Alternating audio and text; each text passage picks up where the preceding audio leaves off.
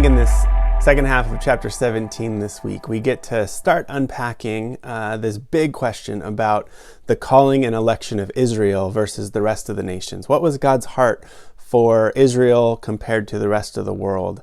Let's dive in. Genesis 17:15 through 27. God said to Abraham, "As for your wife Sarai, you will no longer call her Sarai. Her name will now be Sarah. I will bless her and even give you a son from her. I will bless her so that she will become nations, and kings of peoples will come from her." Abram fell on his face and laughed. He said to himself, "Can a 100-year-old man become a father? Or Sarah, a 90-year-old woman, have a child?" To God, Abraham said, "If only you would accept Ishmael." But God said, "No, your wife Sarah will give birth to a son for you, and you will name him Isaac. I will set up my covenant with him and with his descendants after him as an enduring covenant. As for Ishmael, I've heard your request. I will bless him and make him fertile and give him many, many descendants. He will be the ancestor of 12 tribal leaders, and I will make a great nation of him. But I will set up my covenant with Isaac, who will be born to Sarah at this time next year." When God finished speaking to him, God ascended, leaving Abraham alone. Abraham took his son Ishmael, all those born in his household, and all those purchased with his silver, that is, every male in Abraham's household, and he circumcised the flesh of their foreskins that same day, just as God had told him to do. Abraham was 99 years old when he circumcised the flesh of his foreskin, and his son Ishmael was 13 years old when the flesh of his foreskin was circumcised. That same day, Abraham and his son Ishmael were circumcised. All the men of his household, those born in his household and those purchased with silver from foreigners, were circumcised with him. The first thing that jumps out at me here is the importance and precedence God is giving to Sarah. So he renamed Abraham and said, "You're going to be the father of nations." But here he turns and says, "You know what? Actually, Sarah is just as important as Abraham for God's promises, this covenant that he's making with the people." If Sarah wasn't important, then Ishmael would have been fine. Anyone born of Abraham could have become the child of promise. But for me, this takes me all the way back to Genesis 2, where it says it's not good for man to be alone. And we talked about how the woman was created as this equal partner, this strong help to allow Adam and Eve were together fulfilling God's purposes. And here, Abraham and Sarah are both equally important in God's promises. And God says, no, Sarah needs to be the one. This child of promise is going to come from her. And here also, she gets the same big vision that Abraham got. She's going to become a mother of nations, of kings, of peoples.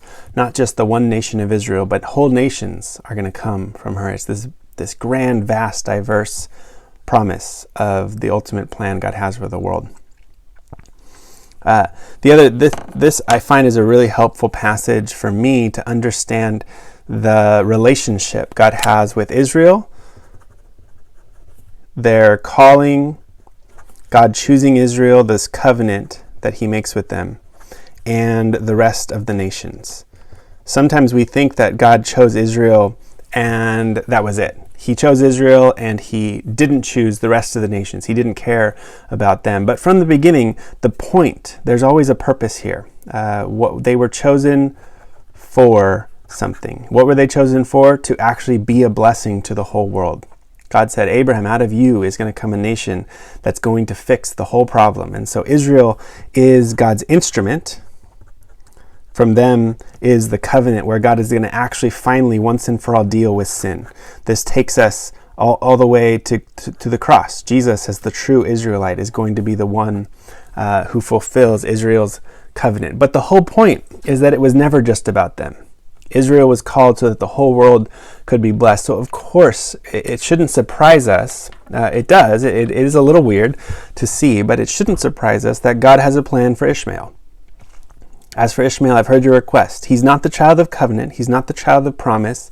So it's not Ishmael's line that's going to ultimately deal with the sin problem once and for all. But he is kind of like a parallel Israel. They also, out of Ishmael will also come 12 tribal leaders, just like the 12 tribes of Israel. He will also be a great nation. The idea that God wants to bless the whole nation of coming out of Ishmael should make perfect sense. God has a plan for the entire world. He cares for everyone. And the reason he called and he specially appointed Israel was so that everyone could be blessed. Now, as the story progresses, there is going to be some strife. It's almost like distant cousins of Israel. They're going to be fighting later on, and it's not always going to be easy. But the original purpose here was God. It should be perfectly fine. God is not a scarce God. This is not a scarcity mindset, as if God can only bless Israel and has to curse everyone else. Actually, it should totally work where God can bless Ishmael and bless Israel, and they can work side by side.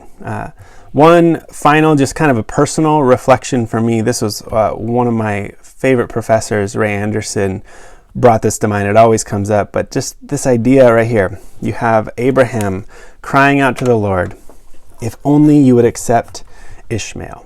And then this observation right here. This moment happened when Ishmael was 13 years old. So you can even just put yourself in Abraham's shoes. He, for 13 years, would have been telling Ishmael, you're the child of promise. You're the one who's going to inherit all of this. You can imagine Abraham taking his boy outside at night and looking up at the stars and repeating the promise God made to him. Hey, you know what? God promised to make us like those stars. You're the child of promise. 13 years in, God comes to him and clarifies, no, Abraham, my promise is going to go through Isaac, through Israel, not through Ishmael. And now everything's changed. And maybe this takes more reflection, but just for me, it was a moment to stop and say, what are some of the dreams in my own life that I have clung to strongly, maybe for years, and now realize that actually God's leading me on a different path? What do I do when it looks like my dreams are about to get shattered? God is still with Abraham. He's still going to be with Isaac. He's still going to be with Ishmael. But things are looking different. We're moving forward into new unknown territory. He held on to this dream for 13 years and now realizes, actually, I need to release that dream and move in a different direction. So for me, that emphasis that God chose Israel not for their own sake, but so that they would actually be a blessing to the rest of the world. And we see a little glimpse of that even here, where God does actually still have a plan for the other nations. He tells Abraham, no, Ishmael, I still have a plan for him. I'm still going to make him into a great nation with 12 tribes. He's kind of a parallel to the nations of Israel that are going to come from Isaac. So how does that work for us? Maybe that's a good reflection to say, you know what, God chose you, but not just for your own sake, but to be a blessing to the rest of the world. The reason God chose us was to be his mediators, his kingdom of priests. As Paul says later in Corinthians, we are his ambassadors to the rest of the world.